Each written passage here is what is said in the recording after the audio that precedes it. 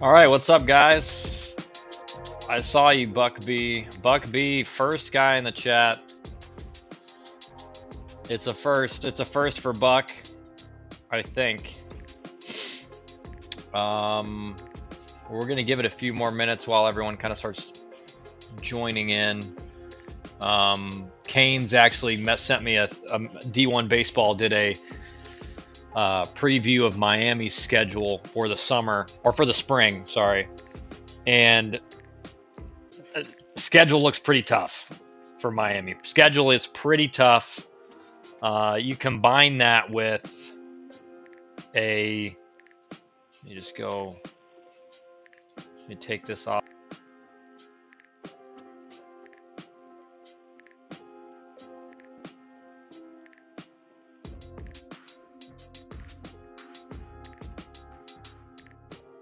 All right, we're back. Sorry, had to fix something real quick.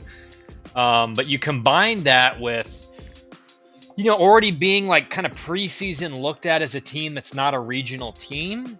It's not a good formula for having a surprising winning season. Now, again, guys, remember, we're just talking ACC right now, but Virginia Tech every year is like picked to finish.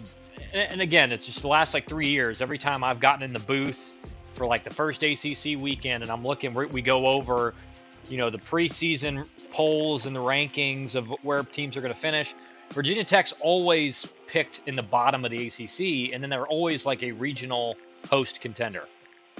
Now, it doesn't mean they host one every year, but they're always, generally speaking, way better than they're kind of given credit for. And so that could be true of the Canes this year. Buck beat Canes, but as a Miami fan, he's used to being middle of that. Oh man, I don't think he's in here yet, or he'd be going crazy right now, I think. But that is, and what, Canes did have a point, earlier. I mean, here's the deal, guys. JD Arteaga has been in a Miami uniform for like 3 decades now. Even more, really, seems like.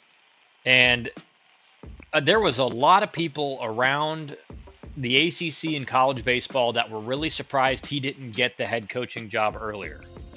And again, we've talked about, he's a Miami legend. He's been a coach, assistant coach, really good pitching coach there for a long time. And he's a Latin guy.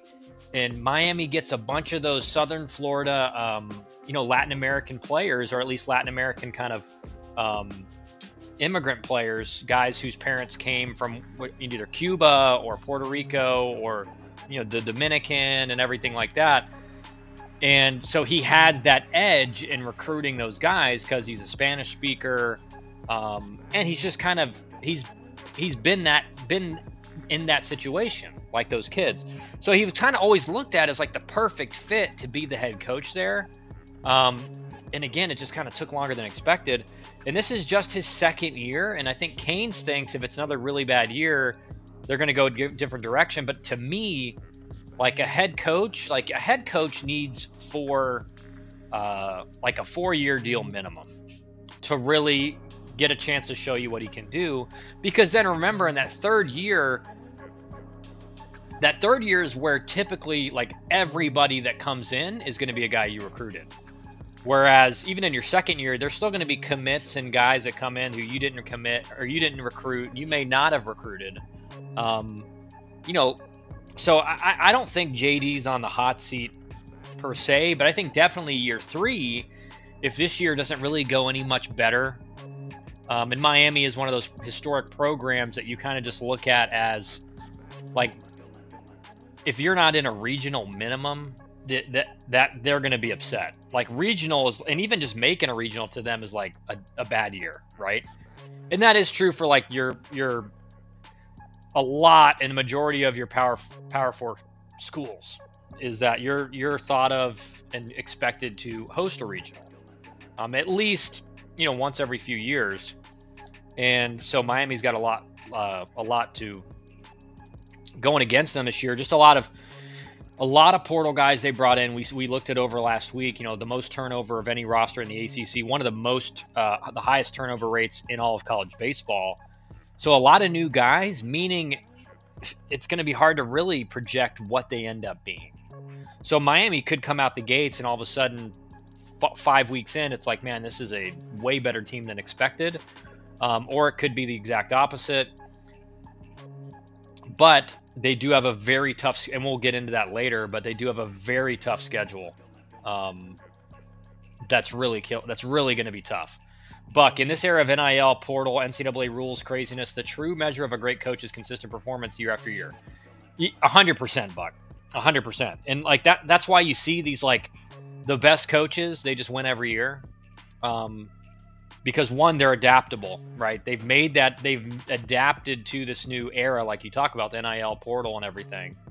But also they're still getting the best high school players. And I think it's really understated how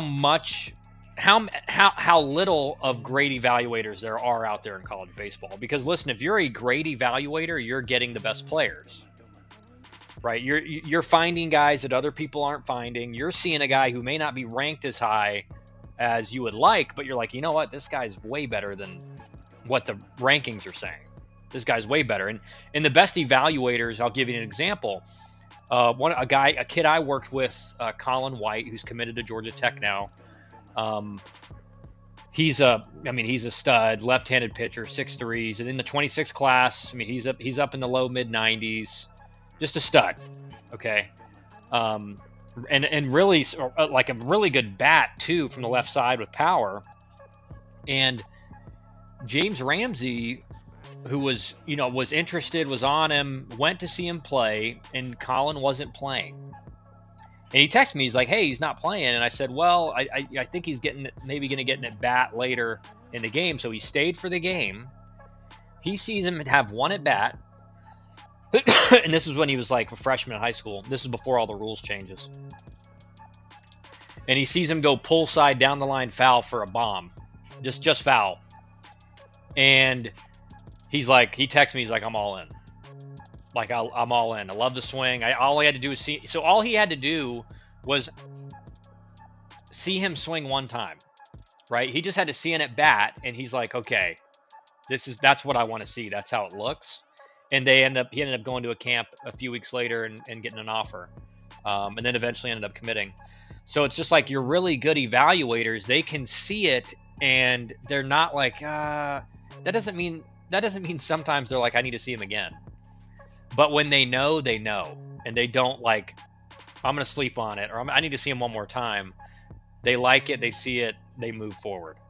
Buck, we've seen a bunch of coaches leave, like Saban in football, UVA coach in hoops, where it was clear they didn't want to deal with this new world. Yeah, and I think, listen, I can understand it, right? Like, Saban, and he says it, I'm not against players getting paid, but this whole, like, unlimited, this is the Buck. This is the thing that most coaches despise. It's not the NIL stuff. Like, listen, is that given advantages to certain schools? Sure.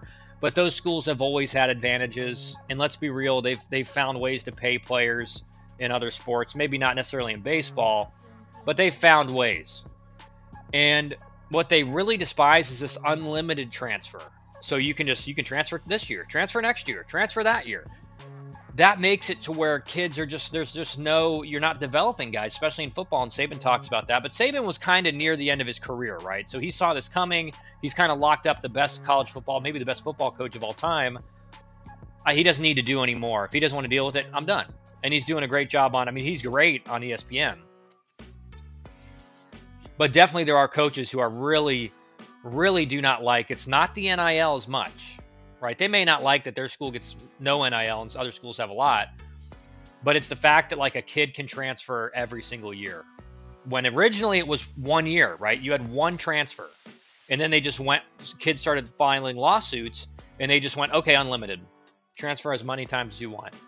So it's just like, I think most coaches are even on board with a one-time transfer because they wanted to be fair to players, and they wanted to be able to say, hey, listen, you're not going to get a lot of at-bats. If you want to transfer, you can. But now it's like, man, you're just losing guys every year who've transferred. There's kids that have transferred 4 times, in their career. You kind of have to be extreme players coach to succeed and retain players. Balance of power has heavily tilted towards players now.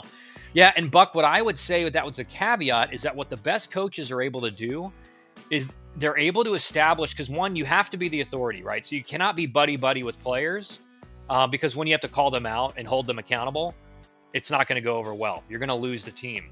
So what the best coaches do is they establish early on, one, their authority, but two, they actually care about you as a player. They actually want you to improve. You as a coach, you make sure the player knows you actually care about their development and them as a player. And then when they know that, when they know deep down, this guy, he cares about me, man, I feel it. Like, he really wants me to be better. He's going to hold me accountable. And then you can hold them accountable and go hard on them. Because you're like, listen, you want me to get you to be the best you want to be, right? You want to be the best player you want to be? All right, then I got to be able to tell you when you're not doing that. And as soon as they believe you got their back, you can go as hard on them as you want. But the problem is guys go hard right away, or they don't establish they actually care about the player.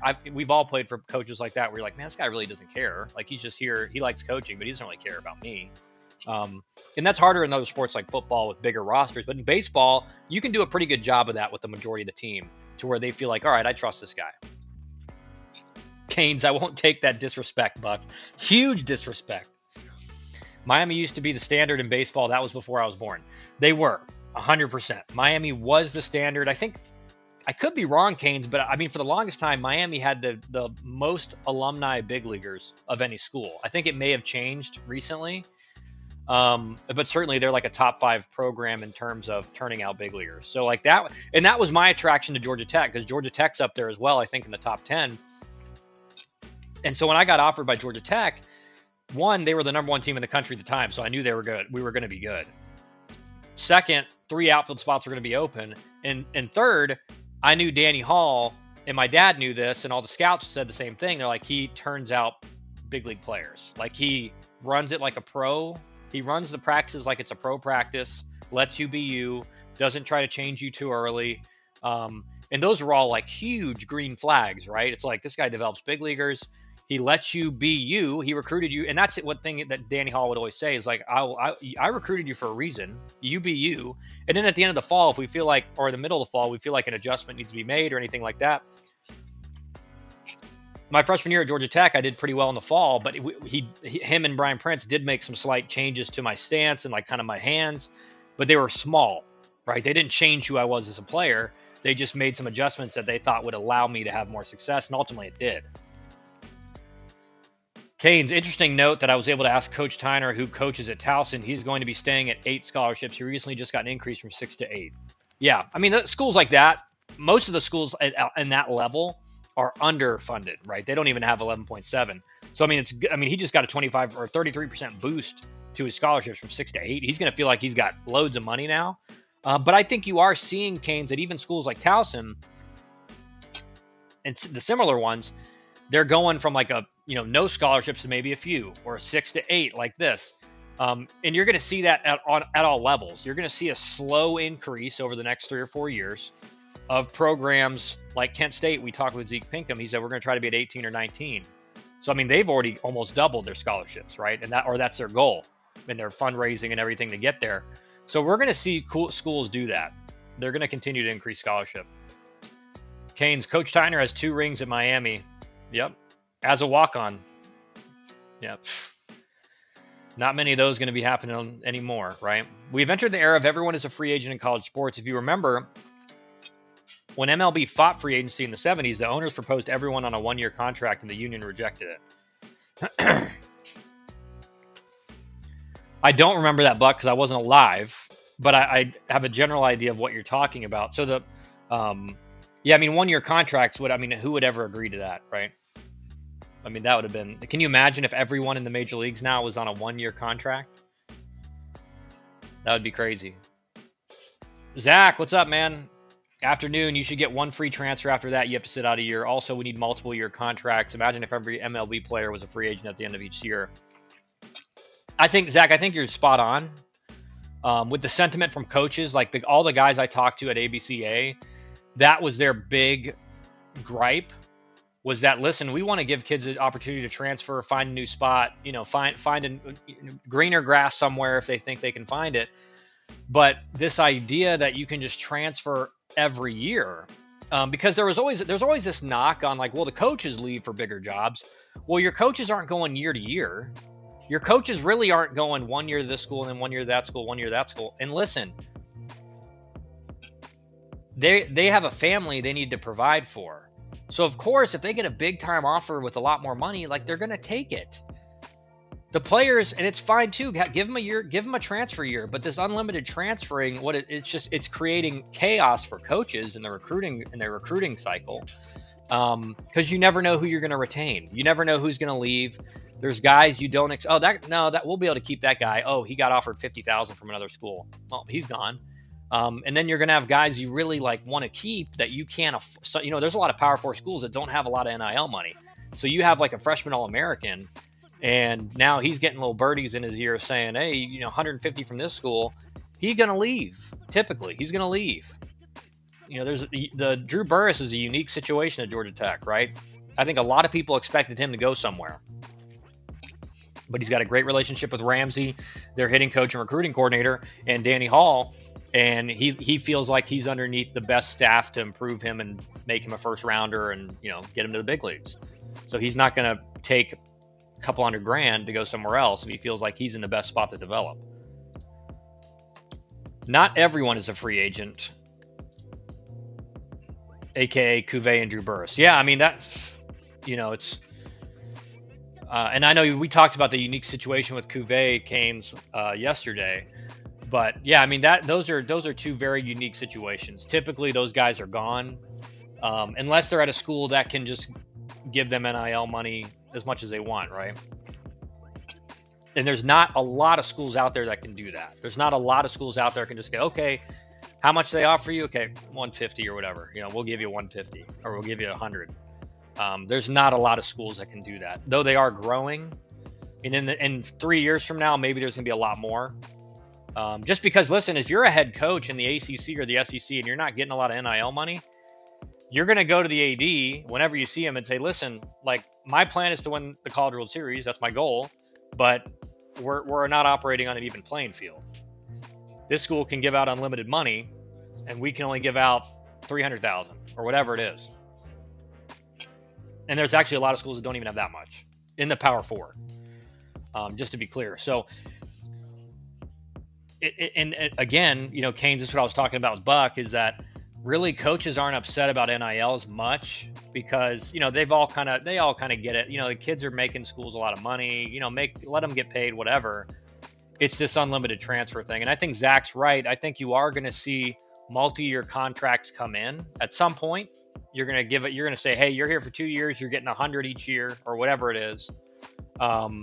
And again, you better get the right guys in the portal, because if you give a guy 100 per year for 2 years, and then he's not good that first year, you're like, this ain't good.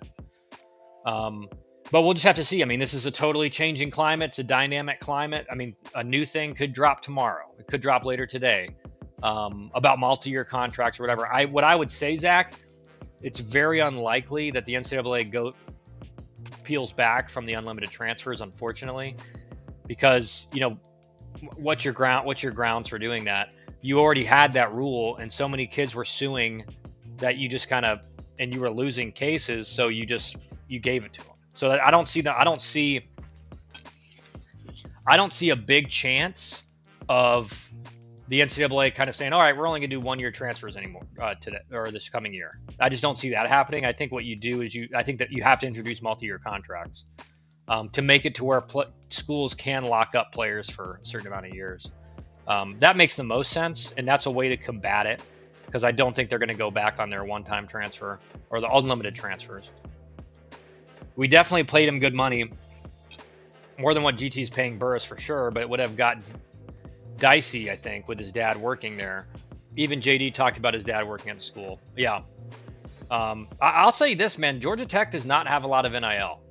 They do not have a lot of NIL. So, I mean, I don't know what Burress would be getting, but it's definitely way less than he would get somewhere else. Just to be clear. And I think Miami's probably got a lot more. And again, the situation's always changing. When I talk to James, I mean, that's his number one focus right now is try to get as many people involved to be given money for NIL, because that is the way. If you have the money to get one Friday starter, that changes your team. If you have the money to get one middle of the order bat who's a stud, that changes your team. So if you have the money to get 2 or 3 of those, like, that's all you need, right? If you have more, that's great.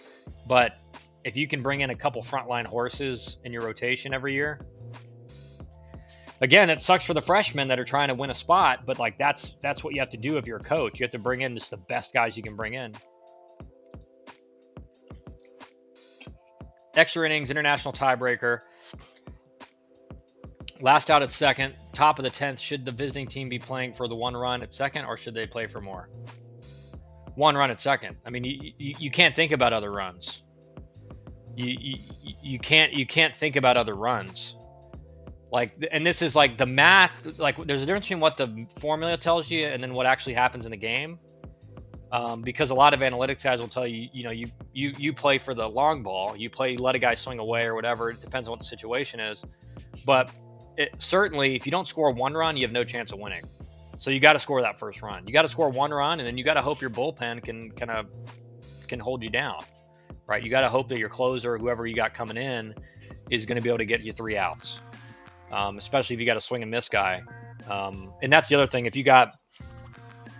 It could depend, Zach, on the type of pitcher you're facing. If he's a swing and miss guy, you got to play for 1 run. You got to get that runner to third and get him in. If you're facing a guy who's kind of a weak contact guy, but he's not really a swing and miss guy, you may swing away. You may just play for more runs. But certainly, the priority is to get that first run across, because you can't win if you don't score at least 1. I'd love to hear your perspective on how more middling prospects, top 500 to 1,000 in perfect game, can navigate this world versus just top talent. A kid that likely isn't a pro prospect out of high school, low-level D1, D2 player. Yep. I mean, Buck, the reality is that, I mean, they got to change their sights a little bit, right?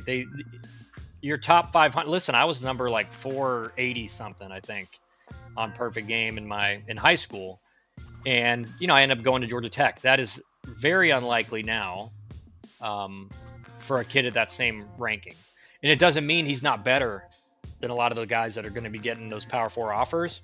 But it's like what we talk about with all of our clients, and we preach to them, is it's not about the school. It's about where you can go to play right away, or at least have a shot to compete. You need to go somewhere where you're going to get a chance to compete for a starting spot. And the reality is that's not the case at Power 4 anymore. I mean, it's just very rare that a freshman is going to get a lot of playing time. If you're going to be a first guy off the bench guy, that's great. That's fine, because you're going to get at bats. You're going to be looked at as a guy to come in next year and play. But again, they could just replace you with a portal guy who's got 500 bats. So for the top 500 to 1,000 guys, it's about D2, JUCO. Maybe a mid-major or lower level D1, but it's like, forget about the classification. Forget about D1 versus JUCO versus D2. All those levels are great, because every school will look at those numbers in the portal and say, oh yeah, that guy can play. So it's more about, go to the school where I'm an outfielder. Like when I chose Georgia Tech, they got 3 seniors in the outfield. So there's going to be spots to compete for next year. So, I mean, that's a great spot to go. I can get in as a freshman, compete for a spot, hopefully win it, and then start building my track record. And if you want to go in the portal, you can.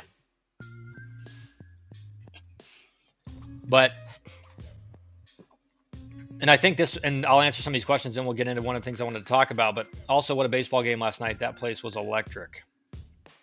100%. At the JUCO level, where both teams have average inconsistent pitching.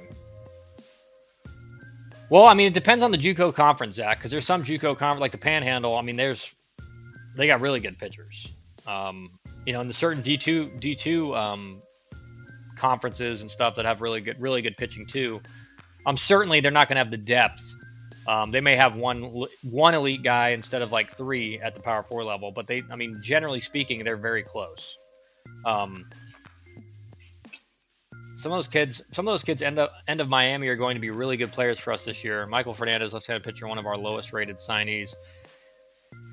Yeah, and the thing is this, like a lot of freshmen come in and they're not ranked as high, and then they really develop well that first fall and spring, and they just turn into a really good player. And again, it's like myself, I was a guy who obviously I could run the 60, and that was my tool, right, in the showcase. It's like, oh, he runs a 6.3 or 6.4.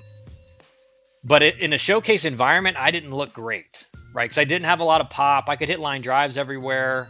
But showcase environment doesn't really show how good a player really is. And so when I started playing at Georgia Tech, everyone, it was way easier to be like, oh, this guy's talented. Like, he can really play. He knows what he's doing. So again, and that's why I'm talking about really good evaluators. They're not really looking at the ranking.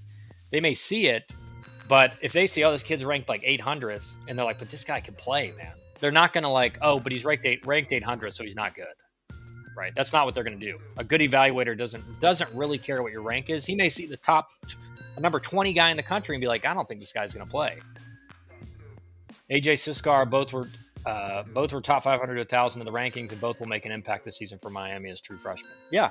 So it's just that sometimes guys are lower rated because they may not show out very well, or they didn't go to a lot of these showcases, but they're actually really good players. C. Tyson Garner, what's up, man? Welcome to the chat. Do left-handed pitchers with lower velo still have a chance to get recruited? Yeah, 100%, man. Left-handed pitchers, there's way less of us. I was left-handed. Wasn't a pitcher, but I was lefty. There's way less. Again, velocity is not as much of a gatekeeper for lefties. You saw it last year. I mean, Tennessee's Sunday guy was a left-handed pitcher, and he was throwing like 86, 88. He may touch 90, but really good command, throws strikes, 3 pitches for strikes. So for lefties, it's about, if you're like 86 to 88 range, you have power 1 capable velocity. Then it's about, all right, what's his repertoire look like? What's his command look like? Like the harder you throw, there's less emphasis on the repertoire, a little bit less emphasis on the command, because you're like, okay, he's got decent command, but he's throwing 95. We're going to get that guy. If you got really bad command, they're probably going to wait. But if you're a lefty with mid to high 80s velocity, and you throw strikes, you got a decent repertoire, you're a prospect for sure. Canes, we took a 6'3 lefty last year in the 25 class who was throwing 82, 83 his junior year. Yeah, I mean, a guy I worked with this past summer, at the start of his junior fall, he's like 80, 81, 83, 84 maybe. And by the end of his junior summer, he was 87, 89, touching 90, 91, and ended up committing to like one of the best mid-major programs in the country. He's a right-handed pitcher. But he had really good command, good breaking ball, 3 pitches for strikes. So like he had a lot of things going for him besides like decent velocity. Senior year, he's sitting 90, 91. Yeah, and that's a lot of guys make. It's very common, Canes, for guys to make that big velocity jump sometime in like their junior summer or junior spring. For some reason, that's like a time guys' bodies are still growing and they're kind of filling out. And that junior summer is kind of when the bodies, for most guys, kind of you're pretty much stopped growing at that point. So you're really getting used to your physical nature and your new body basically. And guys just it seems to click for them all of a sudden. 6'3", 185. Yeah, that's good, man. That's good. That's plenty height and weight. He's got projectable weight. 6'3" guy at 185, he probably could pitch comfortably at 205. So he's got 20 pounds minimum that he can put on. He's projected to get on campus sitting 93, 94. Yeah, so that's the reality, guys. Is that guys just continue. One of the things you're doing in recruiting and evaluating is you're also trying to figure out the makeup of the player. Is this guy a hard worker? Because if you're like for Canes about this guy in particular you're talking about, they probably identified him as, man, he's projectable. One, he's gonna get more velocity, throw strikes, whatever. Man, he's got a great work ethic. He works hard. He's doing stuff every day. Like, of course he's gonna gain velocity. Like, I think a lot of people think, well, I'm just one of those guys, I can't gain any more velocity. That's pretty much all proven wrong now from places like Tread, places like all these other places that develop pitchers. Is like you're doing the right work and you're doing it daily. You know, you're getting your recovery in, getting your work in, weight room, pitching stuff. Like you're gonna gain velocity. And this is what I've been trying to tell you guys is coaches now more than ever, they're like pretty certain they're going to be able to add velocity to you when you get on campus. The question is, do you throw strikes? That's way harder to develop. Way harder to get a guy who doesn't throw strikes to be a strike thrower. It's just kind of it's pitching. It's such a feel thing. You can have clean mechanics, whatever, and that's going to help. But some guys are just better strike throwers than others, and it's very hard to kind of get those guys turned around. Coaches also want left-handed pitchers to match up with left-handed hitters. Yeah, so you always need, you always need about 3 minimum left-handed pitchers. Because one of them you may end up being a starter, but you want a few lefties in your bullpen, exactly what you said, Zach, because you want to have guys that can match up. Now, there's certain lefties that match up really well against left-handed hitters. There's some lefties that don't match up well. Like for me, as a left-handed hitter, if I'm facing just a stock over-the-top lefty, that's not doing anything to me psychologically, like making me uncomfortable. Because I know he's probably throwing a four seam. He's probably got a curve. Every lefty over the top has a curveball, probably a decent changeup, but I'm going to see mostly fastball, curveball. Maybe he's got a little slider in there.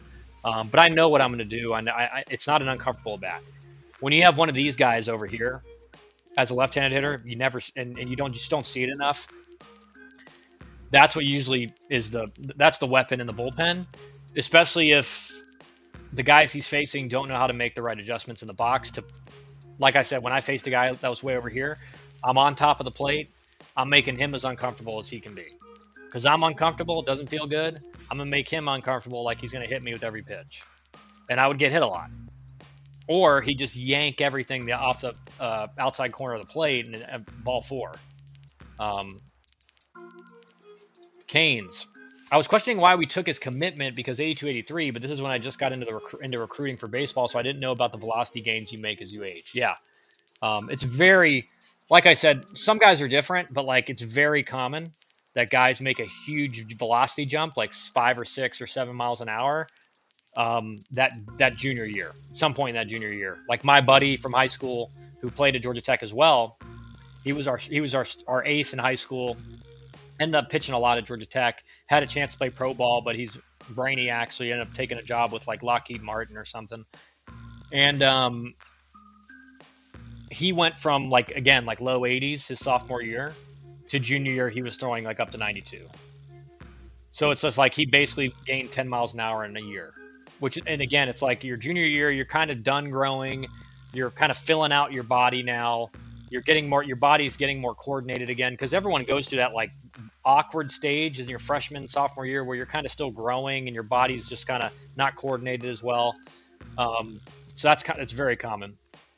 His high school coach at TXNL Academy posted his game video with velo attached, and I was very surprised. Now I know why I'm not the recruiting coordinator and Jonathan is. Yep.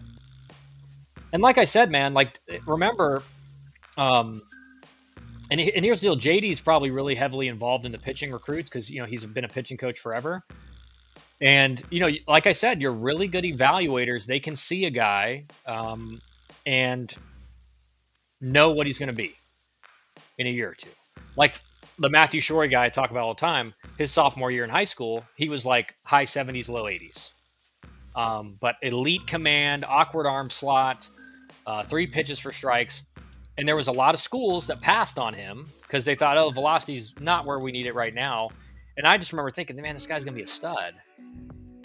And then, by the time he ended up committing to Vanderbilt, there was a few schools involved, but there had been a lot of schools that had just been like, we're going to go a different direction. And now he's going to get like meaningful innings at Vanderbilt, right?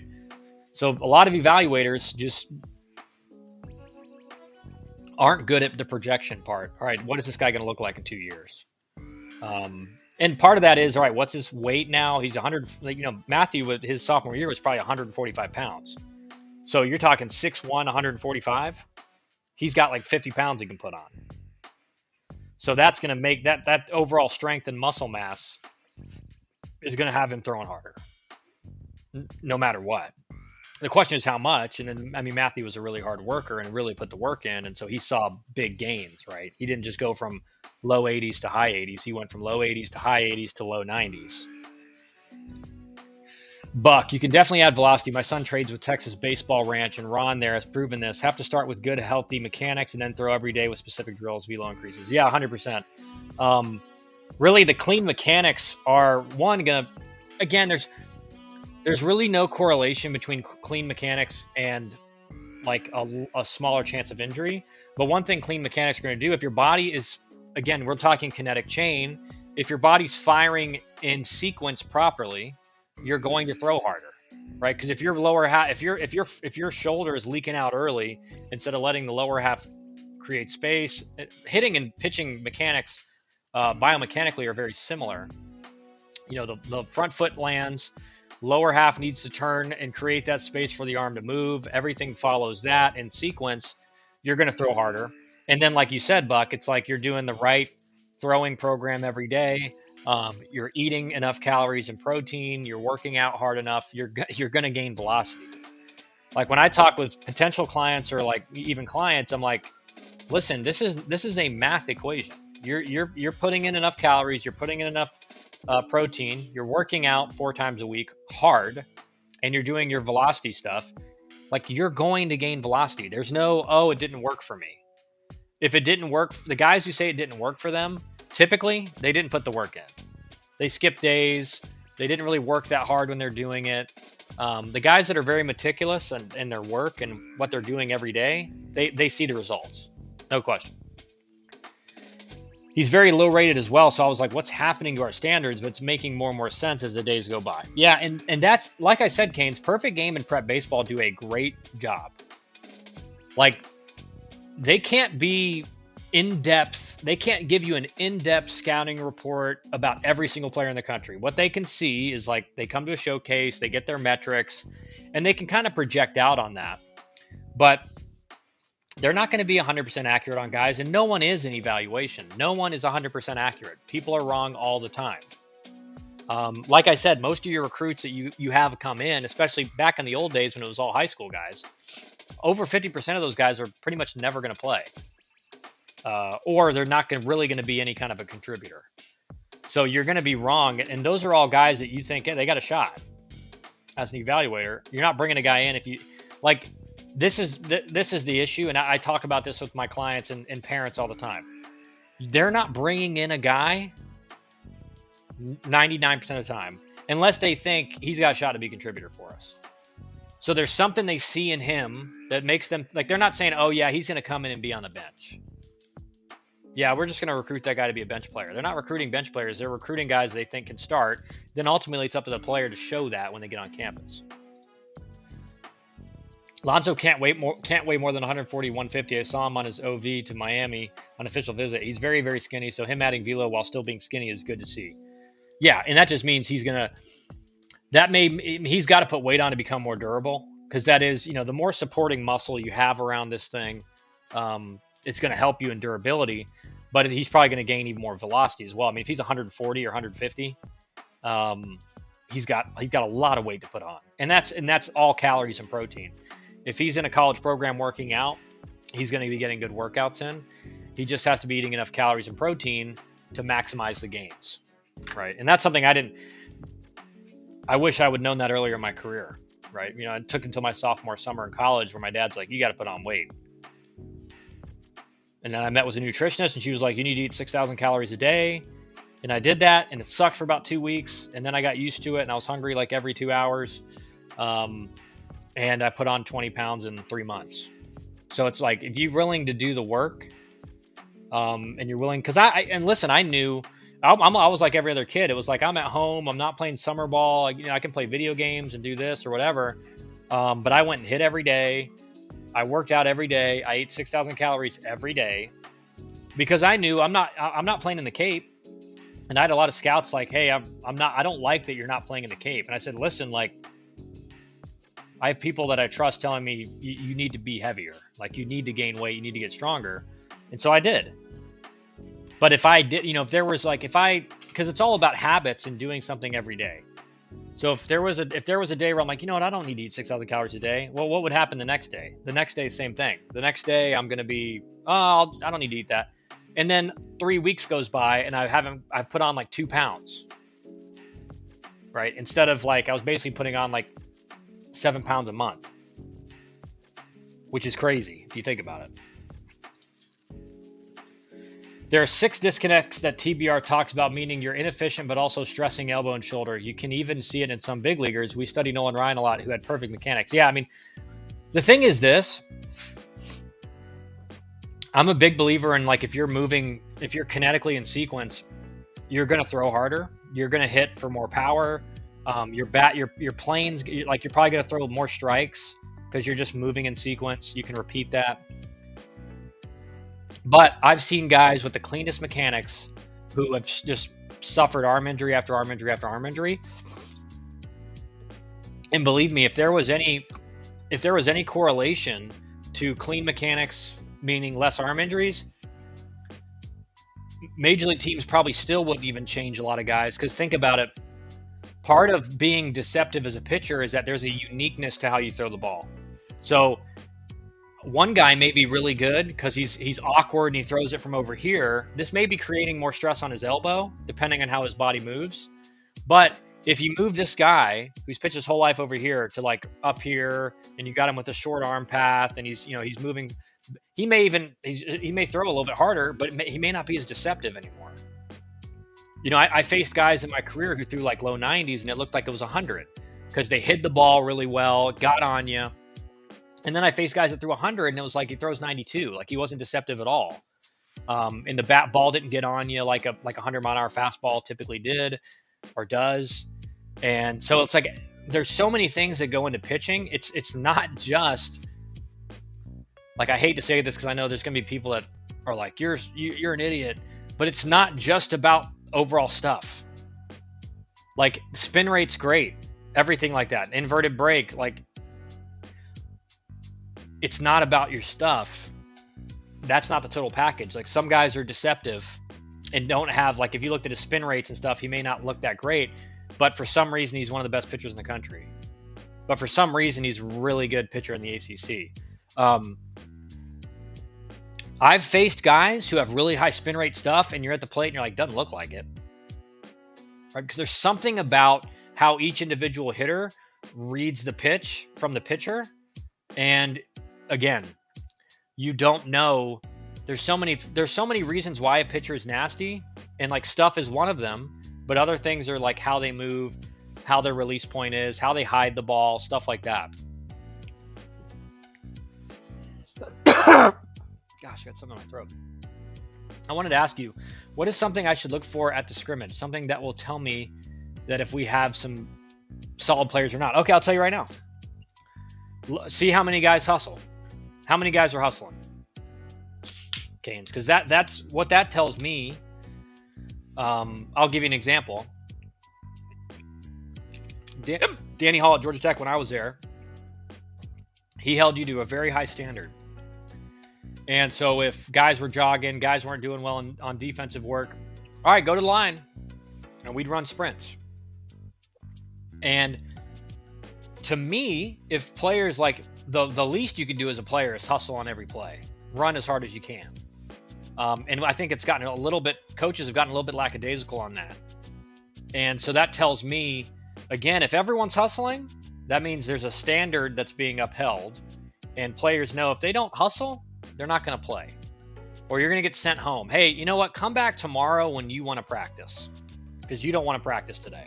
And I saw that happen to guys a few times when I was at Georgia Tech, and it was like you only have to do it once as a coach, and then every other player is like, okay, you serious?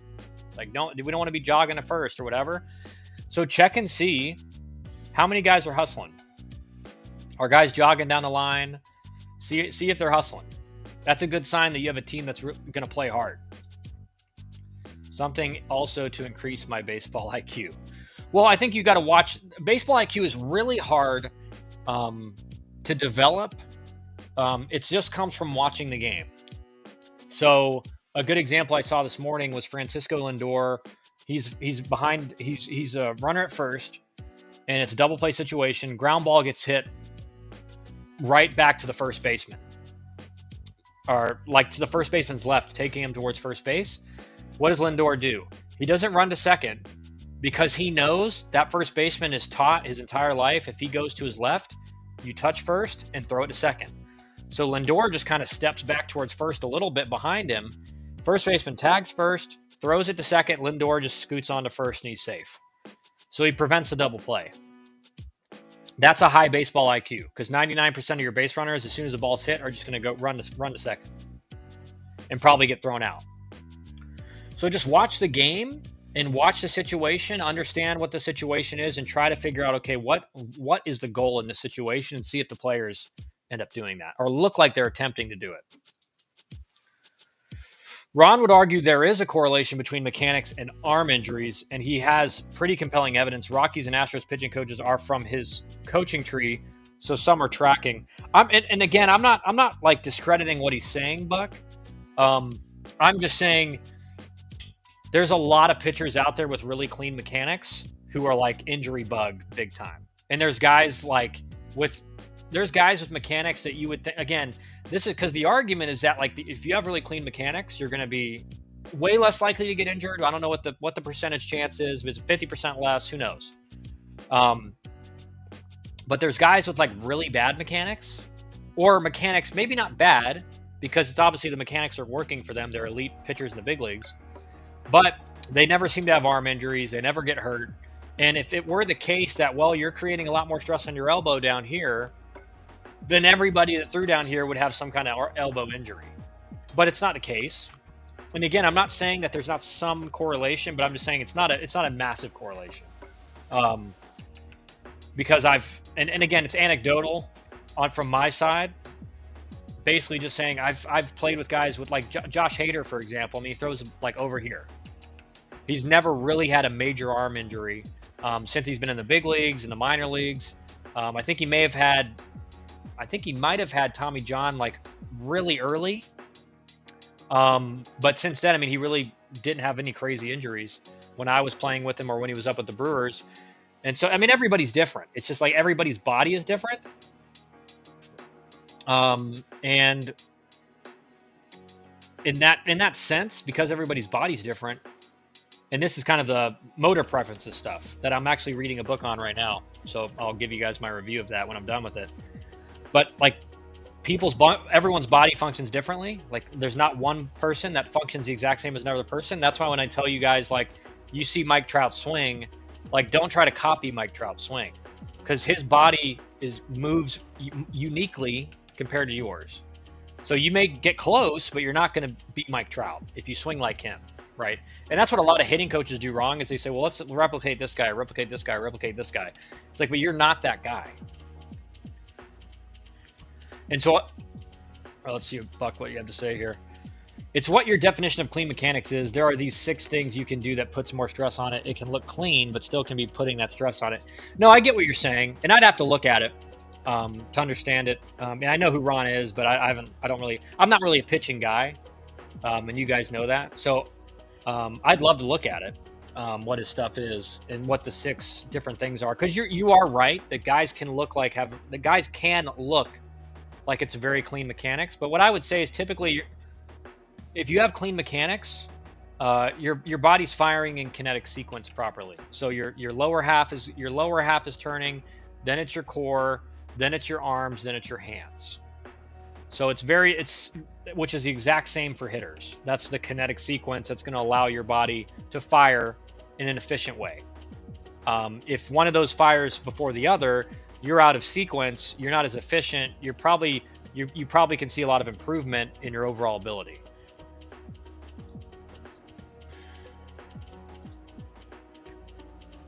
Some of it is quite subtle. You only see it on slow-mo video. No, I get it.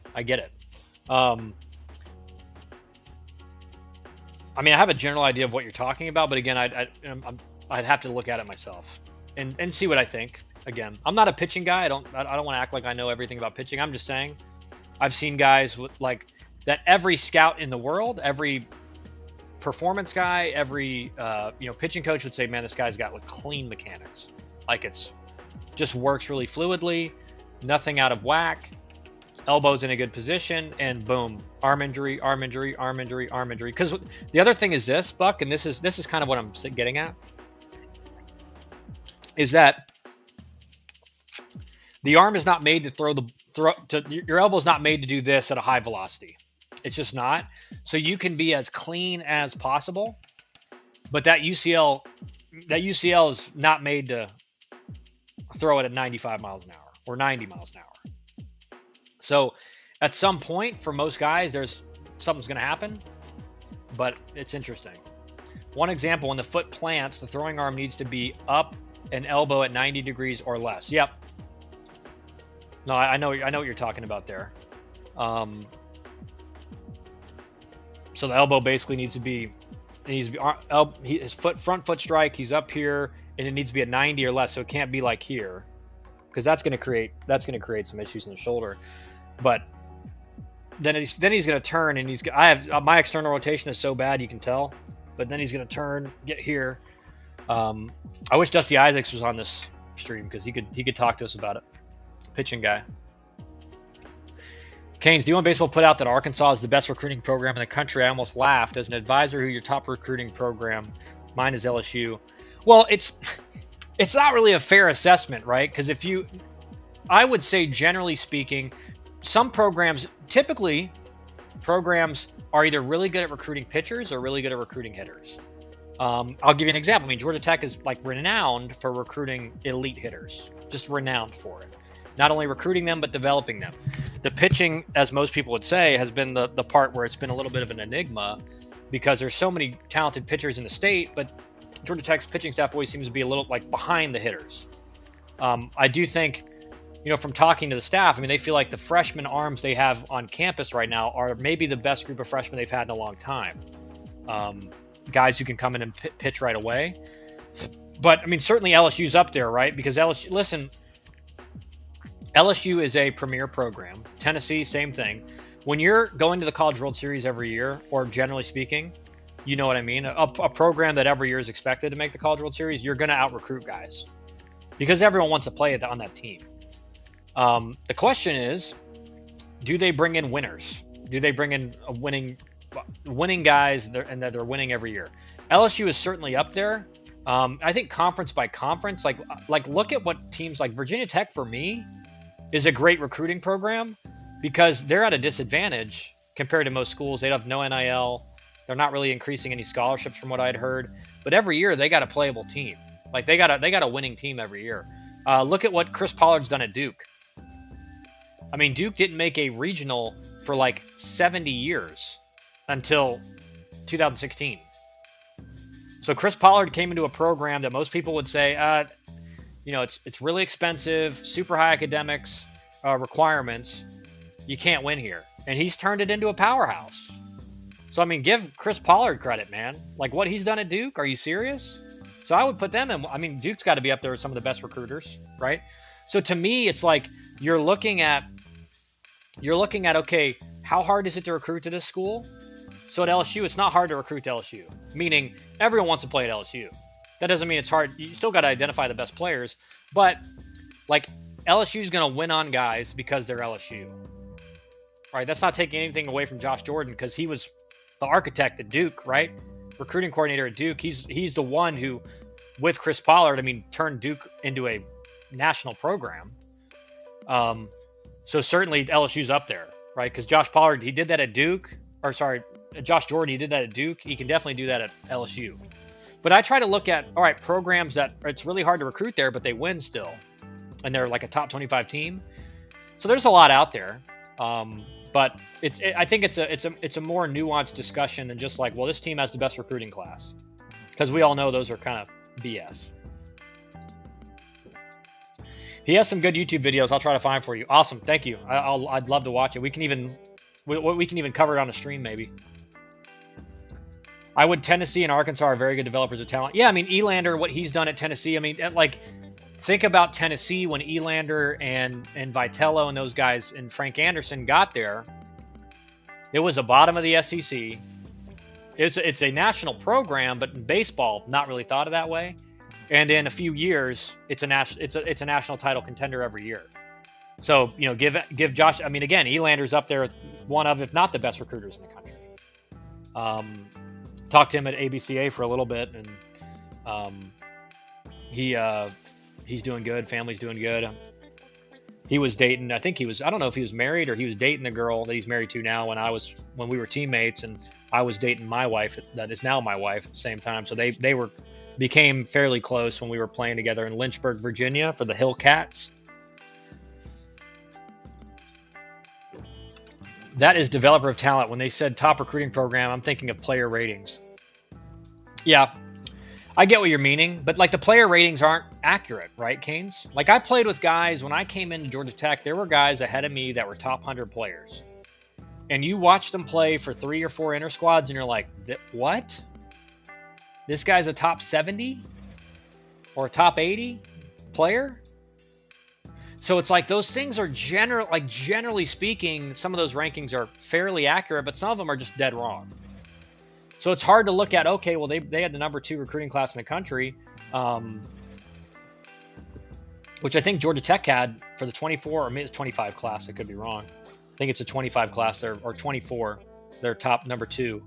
But again, it's just like you have to see what those guys end up.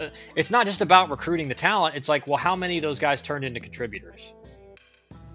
And that's not necessary. Again, that's part development, but it's also like you're identifying the guys who are ranked high that are going to be good versus just landing a bunch of high ranked guys and like half of them aren't going to be good. I have a good relationship with Ron, so can intro you if ever want to do an interview or live stream with him. Yeah, I'd be interested in that for sure. Definitely. Because this is my thing, Buck. I'm not a pitching guy. Like I understand the hitting side of all the analytics and biomechanics and everything. And pitching, like I said, is like biomechanically, it's like very similar to hitting, except you're holding a ball and with one hand and you're not holding a bat. But besides that, I mean, the body moves very similar. But I love talking with pitching guys. It's something my dad always would say, like when he was out scouting or he was doing, like for the Red Sox, he was doing like trade acquisition evaluation, looking at guys they may want to acquire in a trade. If he was watching a pitcher, he's like, I felt really confident about what I know about pitching and evaluating a pitcher, but I always would like find a guy I knew who's like a pitching guy and be like, hey, this is what I got on him. Like, what do you got? And just kind of see what that guy has maybe differently, see how he sees things differently, and everything like that. That's when it becomes development. Yeah, I get it, Canes. I'm just saying, like, some of these rankings are accurate and some of them are not accurate at all. So it's like if you're just going off straight rankings, you're not really seeing the full picture, if you know what I mean. And again, like this is another thing. Like a school like Virginia Tech, they may not have like the highest ranked recruiting class, but if they're beating other teams, then they did get better players. Like that's what I'm trying to say. Is you could have the number 1 recruiting class in the country, but if you go like 12 and 18 in conference, you didn't get the best players. You got the highest ranked players, but you didn't get the best players.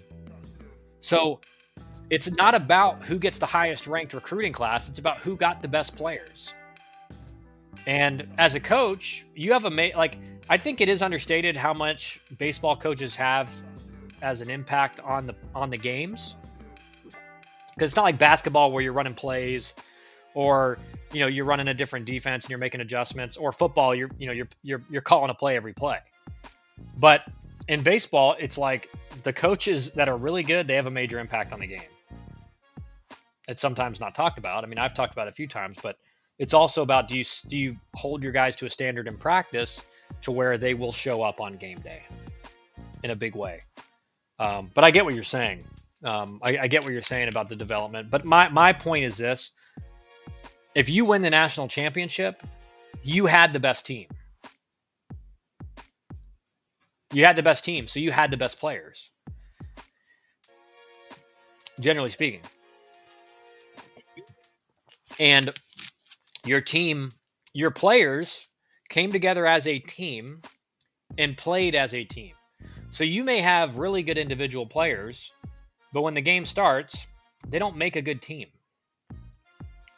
So you're not just recruiting the best players, you're recruiting the best players that you think are going to be able to mold and meld together and become this cohesive unit that is a team.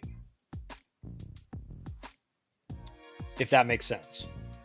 So it's like there's so much, and this is one thing I can't stand with analytics, especially in the major league side, is like they have totally done away with like that old veteran clubhouse guy who's going to hold the young guys accountable and build unity in the team. And so what you see a lot of times in the big leagues now is you see a team and you're like, man, they're really talented, but they don't have a few veteran presences in the locker room that are keeping guys accountable. Like one of the things you learn, like when I was in big league camp with the Brewers and the Reds, is you're not non-roster invite. Like, so you're a highly thought of guy in the organization, but you're not on the big league roster. You don't do anything to draw attention to yourself. Like you don't go, if all the, like, let's say it's Ryan Braun, Lorenzo Cain, and these guys sitting at this table eating, you don't just walk up and go sit there. Like you get invited to that table. Now, Ryan Braun was really nice to me. Lorenzo Cain, same thing. Nicest guy in the world. Christian Yelich was the nicest guy in the world. And they probably would have been like, hey, Rennie, come over here, sit down. But you don't do that if you're like not a guy. And you chill at your locker, you hang out with some of the other guys that are, like at that point, me and Brandon Woodruff have been roommates in AAA for a few years. He's in the big leagues now. I go hang out with Woodruff or Corbin Burns or Josh Hader or any of those guys, right? Those guys, I came up the minor leagues with them. They're big league guys now, but they're my, some of my good friends in the game. But you don't, and again, that veteran presence kind of keeps guys humble. And like they'll try to say things to you to be like, dude, you're, just remember who you are. You're not one of the big guys yet. John, what's up, John? Clemson versus Oklahoma State is really good first game. Yeah, that's going to be so I said this yesterday. I'm going to keep saying it. I think I'm going to do, got to get my wife's permission for this, but I'm going to do like a watch party sometimes on the weekends for like one game, maybe like a Saturday game, or a Friday game, and do a watch party. I can't stream the games because then I'm just going to get like hit with all these violations, but we can all watch it and I'll be on stream and we can talk through the game. So you guys can be like, I don't know why he sent him there. And I might say, no, I understand why he sent him there, but we'll talk through the game and what we're seeing and how these teams are looking early in the season. So we have an idea going into conference play, kind of who's going to be good, who's not going to be good. I don't know what you guys think of that. I think that'd be really fun. Canes, it makes a lot of sense. That's why I'm all about development. Once you told me the rankings are mostly metrics, I stopped looking deep into them. Yeah, I mean, it's like I said, like,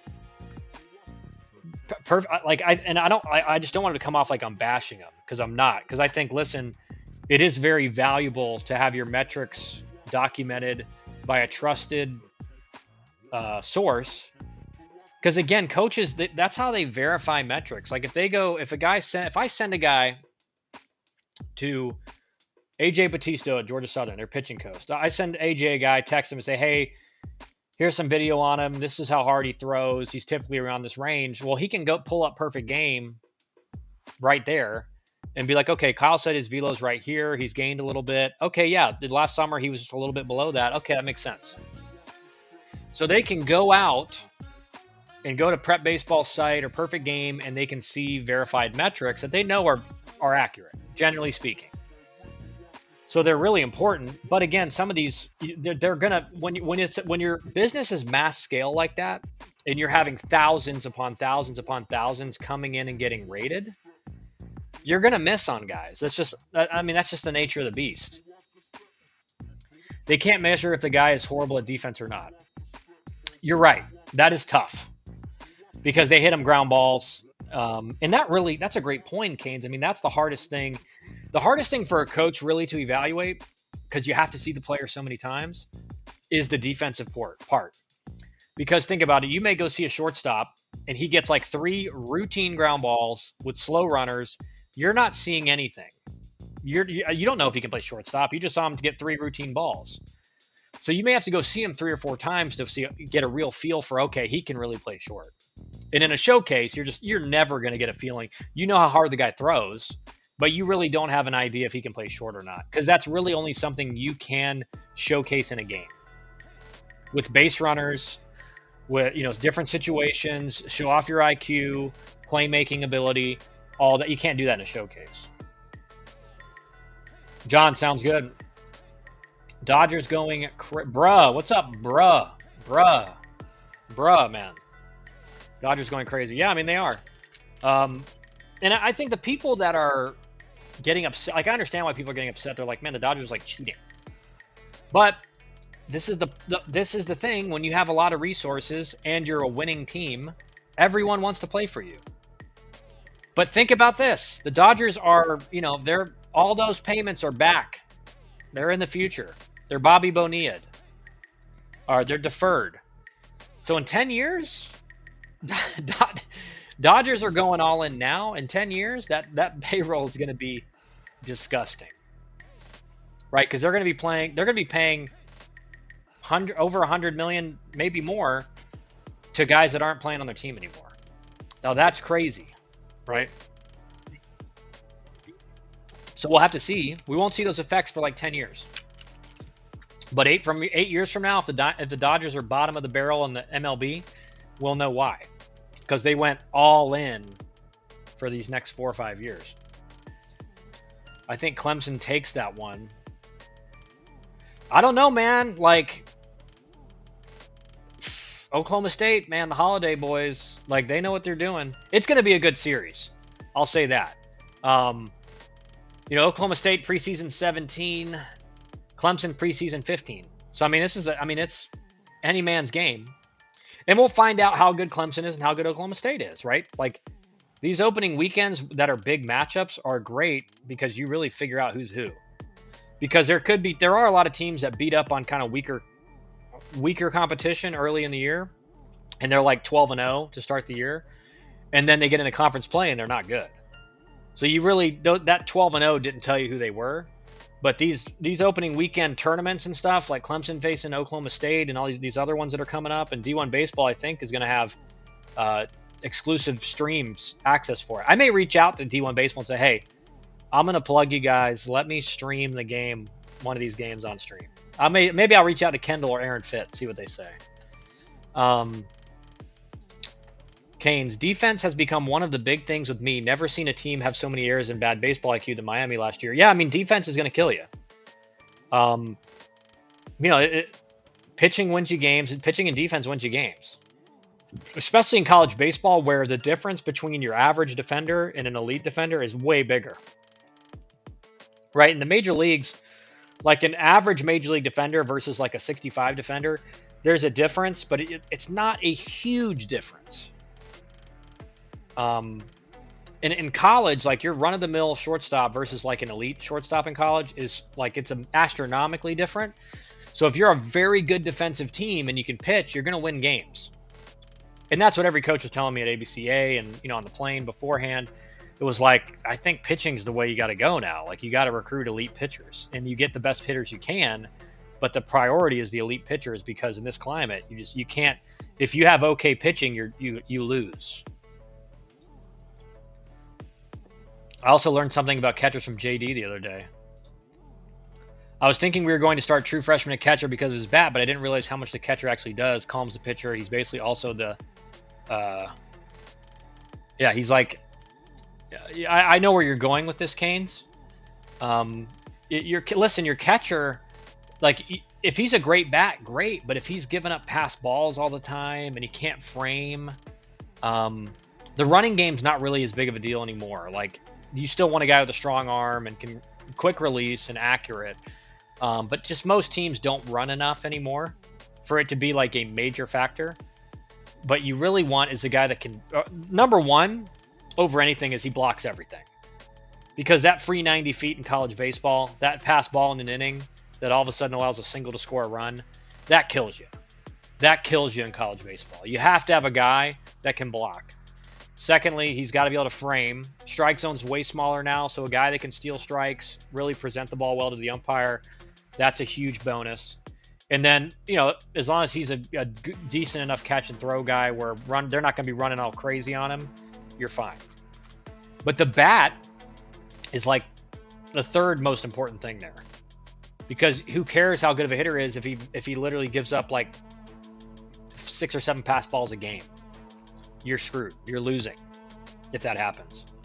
And that's kind of the situation Georgia Tech's in, because Von Lackey who last year offensively was just terrible, not very good. Like deer in the headlights, like in his at bats. I mean, he really just looked like he didn't know what he was trying to do. Just really looked like he had a plan at the plate. But defensively, cannon, quick release, really good defender. So like you were okay with that. Now there's some competition there with Dylan Rogers, one of our former clients, who is a really, really highly thought of bat. That's going to be the interesting thing for Georgia Tech this year, is like what ends up happening at catcher. Our catcher is elite defender. Yeah, that's good. That's what you want. And then it's like you'll take what you can get with the bat typically. How much does home field advantage matter in conference games? It's big. And this is the reason, John. Like forget about fans and everything like that. That is a factor. But if you're facing veteran, most of these lineups in the ACC and everything now are guys that have played a while in college. There are a lot of portal guys. So fans aren't going to affect them like maybe a freshman. Like I remember my freshman year at Clemson, I'm in center field, and the whole outfield stand started chanting my girlfriend's name at the time. So that was like, okay, here we are. And like, to me, my attitude and mentality is I thought it was funny. I thought it was hilarious. That was awesome. I get to play in this kind of atmosphere. But some other guys they may get all up in their head about it. The home field advantage to me that is the most important is that there is something different in hitting and in pitching when you're not on your home mound and you're not in your home batter's box and you're used to that background behind the pitcher. And a pitcher used to the way your mound feels, and this mound feels different. Maybe it's a turf mound. And so there are little adjustments, and in some parks you don't see the ball as well as you do than you do at home. There's a glare issue. So generally home field advantage the advantage is a sense that this is where you're used to playing. This is where you see the ball really well. This is where you're used to pitching. So it's just that advantage on top of like the fans and everything like that is what gives you guys, the home field advantage. A bit, John. It matters when teams come and play at Miami. It's very hard to beat us at home unless you are the Gators. Well, we'll find that out. We'll find that out early this year, right, Canes? It seems like it mattered a lot in the SEC last season. Yeah, I mean, it's just like you're on their home turf, right? It's really a psychological thing, more so than any kind of tangible thing. It's about, like when I played at Georgia Tech, now these guys have a batter's eye in center field. When I played, there was no batter's eye. It was like big green trees. And I when I was coaching, I would rag on the guys all the time. Like, man, I would always talk to one of the other coaches. I'm like, can you imagine what we would have hit here if there was a batter's eye in center field? Like, you guys are complaining, you got a batter's eye in center field, and the ball's flying. I'm like, man, you guys are hitting like 320. The ball, you're hitting bouncy balls, and there's a massive batter's eye in center field. Just kind of talking trash to him. But that's the reality is I didn't think anything of it because I was just used to hitting at Georgia Tech. There's no batter's eye, even though it was like green trees, so it was kind of the same thing. But it's more psychological than anything tangible. It's just the fact that you played all fall here, you play most of your games here, this is where you're comfortable. And you go to that new environment, it's a new field. Again, like I said, there's going to be fields where you're like, I don't really see the ball well here. I'm not used to tracking it with that background. There was a place in AAA in the Pacific Coast League, Des Moines, Iowa, was the Cubs AAA team. In center field was the Capitol building. The center field, there was like no batter's eye in center field, really small. So if you had a high release guy, you're just like hoping and praying he throws it right down the middle. It's a fastball. And on certain times of the day, that golden top of the Capitol building would like reflect into your eyes. So like a day game in Des Moines, Iowa, you're just like, I hope I get a hit. Like, I just hope I get a hit. And it's like that. It's just like you're not used to doing that.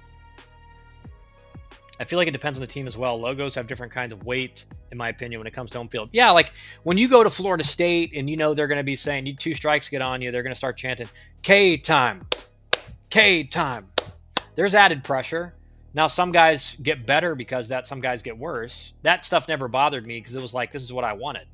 Like, I wanted to be playing in these kinds of situations. But some guys, that definitely has an effect.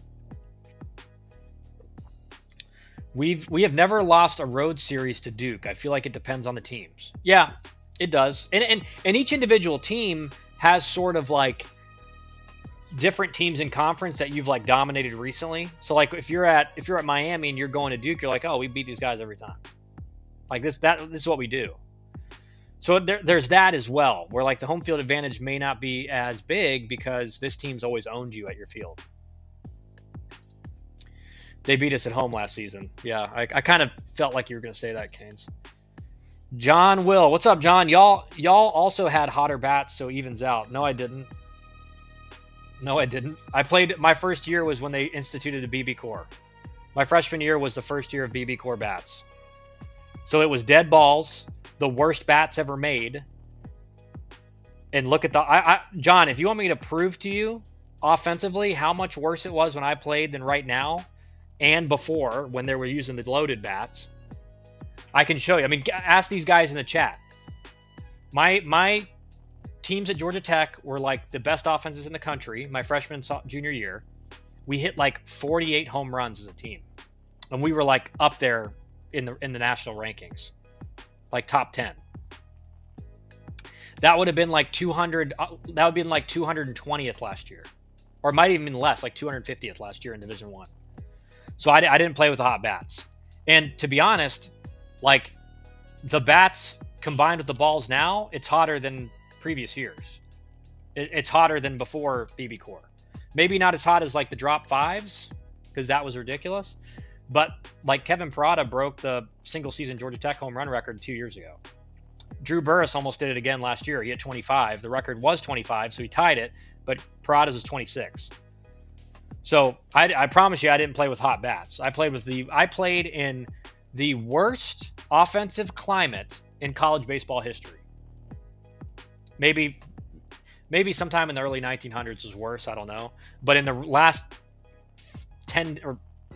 last 7 decades, the worst offensive climate in college baseball. They've also never beaten us in a home series until last season. Bro, just look at Miami's stats. It's similar to Georgia Tech. I was shocked. Yeah, I mean, like I can bring it up for you guys again if John will, if you don't believe me, but like these are and again, I've made videos on Instagram and X and YouTube talking about like, dude, these bats are super juiced and the balls are juiced. And people are like, literally, this is the number one response I get. No, players are just better now. Players are better and they're stronger. And I'm like, listen, I know I played my freshman season at Georgia Tech was 2011, but we had the weight room back then. Cuvée broke Pat Burrell's home run record. Cuvée is a good player, but he's not Pat the Bat. Yeah, I mean, maybe he'll end up being that. But yeah, that's a lot to live up to, being Pat the Bat. But yeah, this idea that like the bats aren't like, and that's I get it. You don't want to, like I would understand guys getting defensive if they were a player and they're like, people are saying the bats are just juiced, but that's the reality.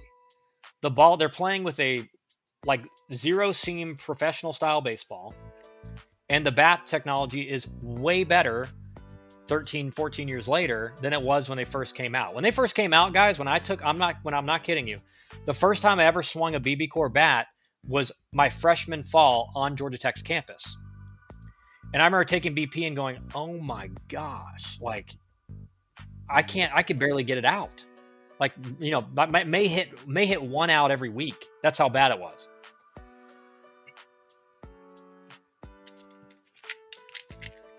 When I remember getting to pro ball with the wood bat and taking BP and being like, holy cow, this thing is jumping off my bat. It's jumping off my bat. More so than it was in college with the BB core. So all right, okay, let me see here. Where are we at? Okay. John, I'm a Tennessee fan. Think we'll have some regression this year. I don't know, man. I wouldn't listen. Remember last year, John, Tennessee was like bottom end of the top 25 preseason. Like they were not projected to do what they did, but when you have really good coaches and really good developers and really good game managers, you win. I mean, they have an elite pitching coach. He's one of the best in the business, old school guy. He knows the new stuff, but I mean, this is the funny thing about the pitching guys. like the best pitching guys in college baseball, generally speaking, there are some young guys that are really good. Like I'm not saying it, but like these older guys that have been around forever that now know the new school stuff, their staff seem to be doing the best. Cuvée broke. Okay, yeah, we already read that. I mean, John, even if you lose in the Natty, that is technically a regression. Yeah, I mean, I guess you're right. Yeah, John, you probably, yeah, anything's a regression unless you win it again. That makes sense. That's a good point, Canes. Only thing that isn't regression for Tennessee is winning the Natty. Yep. Missing Omaha, true. I mean, dude, listen.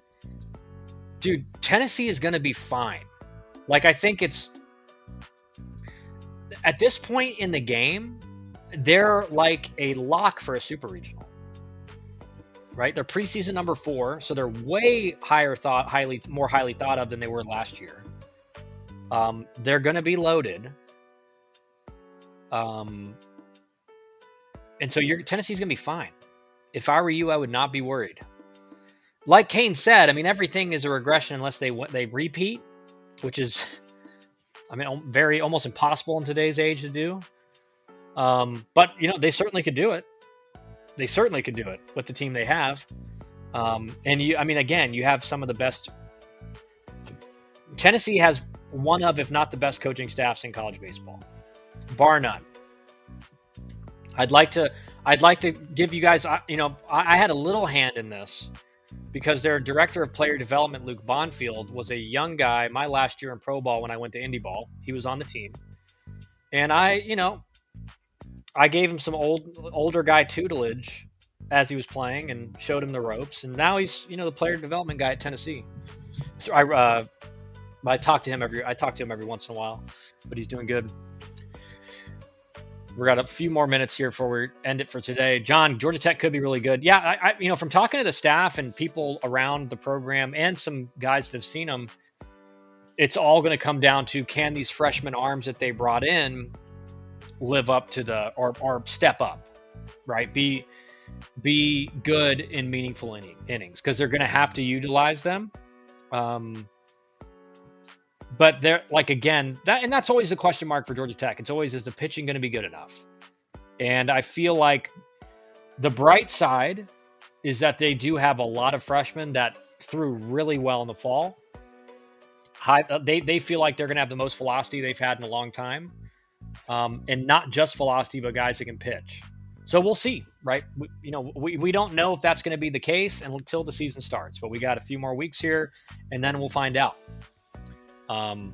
But anyway, guys, thanks for all the discussion. We'll be back tomorrow, same time. If it for some reason changes, I'll let you know. But 12:30 from now on is going to be kind of the time for us. But thanks for all the questions, guys. We'll be back again tomorrow. Remember, if you need help with recruiting, scan this QR code before I shut the stream off. You want to work with us at Elite Sports Advising, scan the QR